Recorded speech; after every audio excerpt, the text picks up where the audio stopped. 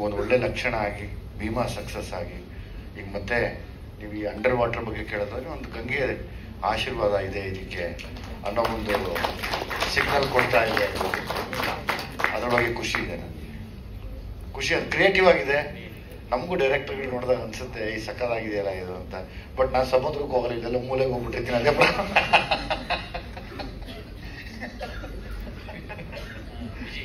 ಈಗ ನಿಮ್ಮ ಮತ್ತೆ ಪ್ರೇಮ್ ಅವ್ರ ಸಿನಿಮಾನ ಮಹೇಶ್ ಅವ್ರು ಯಾವಾಗ ಟೇಕಪ್ ಮಾಡ್ಬೋದು ನಿಮ್ ಪ್ರಕಾರ?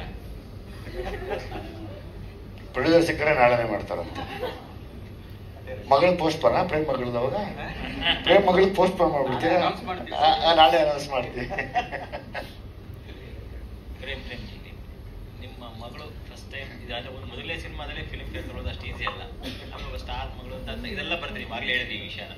ಸೊ ಓವರ್ ಆಲ್ ಅನ್ನಿಸಿದಾಗ ನಿಮಗೆ ಇವತ್ತಿನ ಈ ಸಂದರ್ಭ ನೆನಪಾದಾಗ ನಿಮ್ಮ ಮಗಳ ಬಗ್ಗೆ ಎಷ್ಟು ಹೆಮ್ಮೆ ಇದೆ ಸರ್? ಬಹಳ ವಿಶೇಷವಾದಂಥ ದಿನ ಇದು ಅಂತ ಹೇಳಕ್ಕೆ ಇಷ್ಟಪಡ್ತೀನಿ ಸರ್. ಸೊ ಇಡೀ ಟೀಮ್ ಕಷ್ಟಪಟ್ಟು ಅಂಡರ್ ವಾಟರ್ ಶೂಟ್ ಮಾಡೋದು ಎಷ್ಟು ಕಷ್ಟ ಇರುತ್ತೆ ಅಂತ ನಿಮಗೆ ಗೊತ್ತು. ಸೊ ಅಂಡರ್ ವಾಟರ್ಲ್ಲಿ ಹೋಗಿ ಅಷ್ಟೊಂದು ಕ್ರಿಯೇಟಿವ್ ಆಗಿ ಒಂದು ಟೈಟಲ್ ಲಾಂಚ್ ಮಾಡೋದು ಇದೆಯಲ್ಲ, ಅದು ಹೊಸಬರು ತಂಡ. ಅದಕ್ಕೆ ಎಷ್ಟು ಎಕ್ಸ್ಪೆನ್ಸಿವ್ ಆಗಿರುತ್ತೆ, ಎಷ್ಟು ಕ್ರಿಯೇಟಿವಿಟಿ ಬೇಕು, ಅದರಿಂದ ತಂಡ ಎಷ್ಟು ಕಷ್ಟಪಟ್ಟಿದೆ, ಅದ್ರ ಬಗ್ಗೆ ನಿಜಕ್ಕೂ ತುಂಬ ಅಪ್ರಿಷಿಯೇಷನ್ ಅಂತ ನನಗನ್ನಿಸ್ತು. ಆ್ಯಂಡ್ ನನ್ನ ಮಗಳು ಫಿಲ್ಮ್ ಫೇರ್ ತಂದು ಕೊಟ್ಟಿದ್ದೇನೆಂದರೆ, ಅವಳು ಯಾವತ್ತೂ ಅಂದ್ಕೊಂಡಿರಲಿಲ್ಲ ಇಂಡಸ್ಟ್ರಿಗೆ ಬರ್ತೀನಿ, ಹೀರೋಯಿನ್ ಆಗ್ತೀನಿ ಅಂತ. ಸೊ ನನ್ನ ಮಗ ಅಂದರೆ ಅವ್ನು ಪ್ರಿಪೇರ್ ಆಗಿದ್ದ.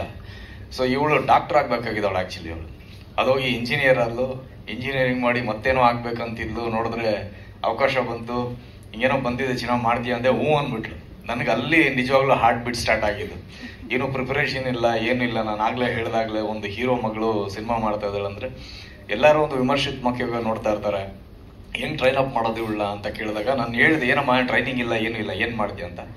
ಇಲ್ಲ ನಾನು ಮಾಡ್ತೀನಿ ಅಂತ ತುಂಬ ಕಾನ್ಫಿಡೆಂಟ್ ಆಗಿ ಹೇಳೋದು.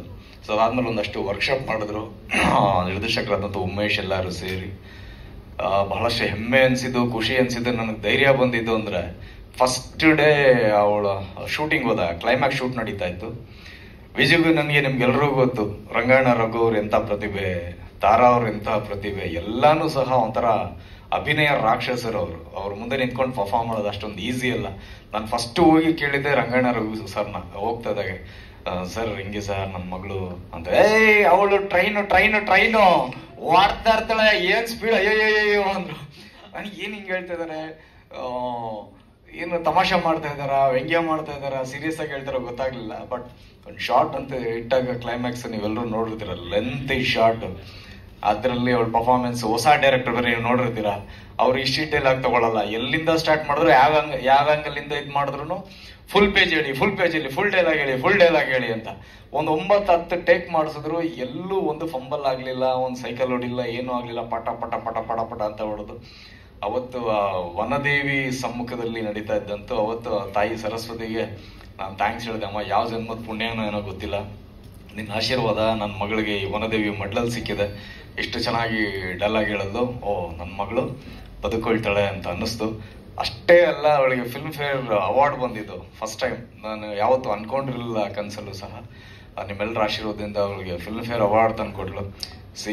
ತಂದೆ ತಾಯಿಯಾಗಿ ನಾವಾಗಲಿ ನೀವಾಗಲಿ ಒಂದು ಬಯಸೋದು ದೇವ್ರ ಹತ್ರ ಕೇಳ್ಕೊಳ್ಳೋದು ಅಂದರೆ ಚೆನ್ನಾಗಿರ್ಬೇಕು ಅವ್ರ ಕೆರಿಯರು, ನಮ್ಮ ಹೆಸರಿಗೆ ಎಲ್ಲೂ ಕಳಂಕ ಬರದಾಗೆ ಚೆನ್ನಾಗಿ ನಡ್ಕೊಂಡೋದ್ರೆ ಸಾಕು ಅಂತ ಹೇಳಿ. ಸೊ ಅದನ್ನು ನಾನು ಹೀರೋ ಆಗಿರ್ಬೇಕಾದ್ರೇ ನನ್ನ ಮಗಳು ಹೀರೋಯಿನ್ ಆಗಿ ಒಂದು ಫಿಲ್ಮ್ ಫೇರ್ ತಂದು ಕೊಟ್ಬಿಟ್ಲು ನನಗೆ. ಸೊ ನಾನು ಯಾವಾಗ ಎಲ್ಲ ವೇದಿಕೆನಲ್ಲೂ ಹೇಳ್ತಾ ಇರ್ತೀನಿ, ನಾವು ಮನೆಗೆ ಹೋದ್ರೆ, ನಮ್ಮ ಮನೆಗೆ ಯಾರಾದ್ರೂ ಬಂದ್ರೆ, ನನ್ನ ಆಗ್ಲಿ ವಿಜಯನ ಆಗ್ಲಿ ಯಾವ ಹೀರೋಗಳನ್ನ ಆಗ್ಲಿ, ಬಂದವ್ರು ಯಾರು ಎಷ್ಟು ಆಸ್ತಿ ಸಂಪಾದನೆ ಮಾಡಿದೀರ ಅಂತ ಯಾರು ಕೇಳಲ್ಲ. ನಮ್ಮ ಗೋಡೆ ಮೇಲೆ ಸುಮ್ಮನೆ ಒಂದ್ಸರಿ ಕಣ್ಣು ಹಾಕ್ತಾರೆ. ಎಷ್ಟು 100 ಡೇಸ್ ಶೀಲ್ಡ್ ಇದೆ, ಎಷ್ಟು 200 ಡೇಸ್ ಶೀಲ್ಡ್ ಇದೆ, ಎಷ್ಟು ಅವಾರ್ಡ್ ಬಂದಿದೆ, ಅದೇ ನಾವು ಸಂಪಾದನೆ ಮಾಡುವಂತ ಆಸ್ತಿ. ಸೊ ನನ್ನ ಮಗಳು ಮೊದಲನೇ ಸಿನಿಮಾದಲ್ಲೇ ದೊಡ್ಡ ಆಸ್ತಿ ತಂದು ಕೊಟ್ಬಿಟ್ಟಿದ್ದಾಳೆ. ಸೊ ನಾವು ಮರೆಯಕ್ಕಾಗದೆ ಅನ್ನೋಂಥ ದಿನ. Thank you so much. Actually ನಾನು ಅವಳಿಗೆ ಜನ್ಮ ಕೊಟ್ಟಿದ್ದಲ್ಲ, ಮಗಳಾಗಿ ಹುಟ್ಟಿ ತುಂಬಾ ಹೆಮ್ಮೆ ಪಡುವಂತ ತಂದೆ ಜನ್ಮ ಅವಳು ನನಗೆ ಕೊಟ್ಟಿದ್ದಾಳೆ.